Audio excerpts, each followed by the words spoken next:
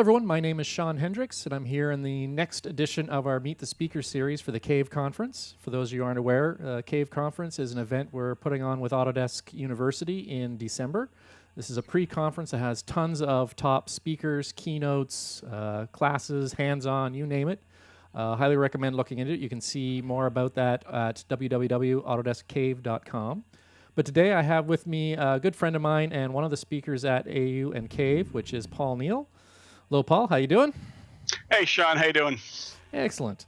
So Paul will be teaching two different classes at CAVE. But before we dive into that, I just wanted to give everyone a bit of a sense of who you are. So Paul, why don't you tell us a little bit about the type of work you do and kind of how you fit into the entertainment industry?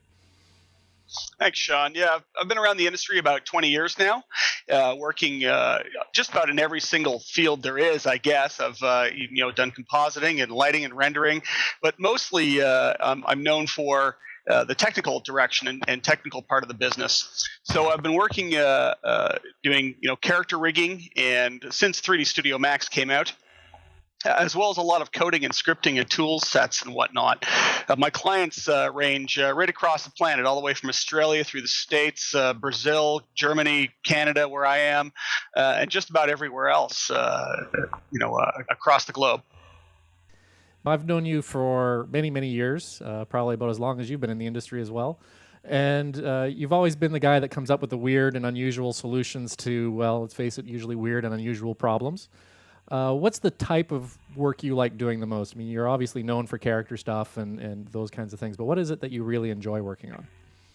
Yeah, the character stuff's fun, but I have a lot of tools written to do that quickly and fast. So, I guess it's the unusual and the different projects that are fun now. Doing things that you're just not expecting. When the client calls you up and says, "Hey, I need this," and you don't even know what they're talking about at first. I did work with Lockheed Martin Aerospace on for processing satellites, and I didn't even know their vocabulary that they were using with me to start with. So, it was a lot of fun trying to figure out what it is they did and how I could possibly make it better, faster, and whatnot. So, unusual clients. One of the things I also have been doing is a lot of medical work with a client, and we're trying to figure out how to do muscle systems and whatnot, not just for driving a skin for final renders, but how to make muscles look like they're really truly interacting in a knee that's been blown out, for instance. So they have to be sort of medically accurate, and those challenges are lots of fun because they're different and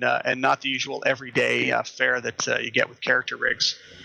Now, as I mentioned before, you have two classes going on at CAVE. The first class is around mechanical rigging mechanical objects in 3ds Max. Can you tell us a little bit about that? Sure. Yeah, the mechanical class is going to be based around the idea of taking a real world robot. In this case, it's a small automotive robot. And it has a lot of complex problems to deal with.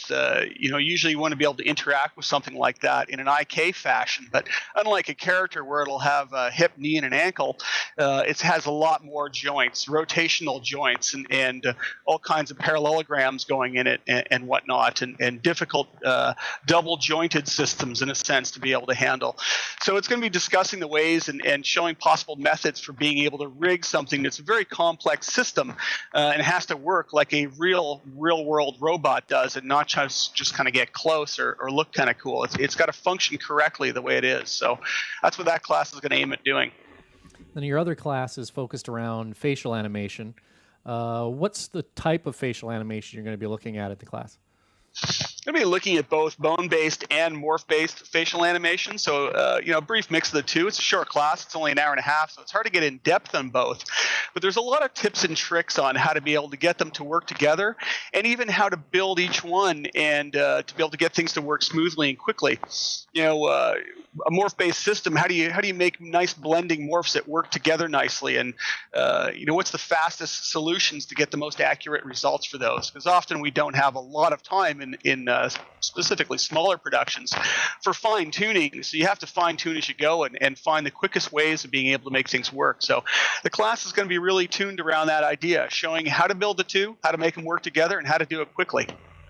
Perfect. So anyone who wants to check out Paul's classes, his class on mechanical rigging is going to be on the day 2 of the CAVE conference, and his class on facial rigging is on day 3 of the CAVE conference.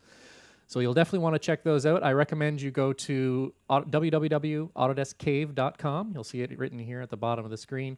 Go to that site and you can see all the different speakers we've got and all the different sessions that are going to be happening at the Cave Conference. And from there you can register and get yourself ready.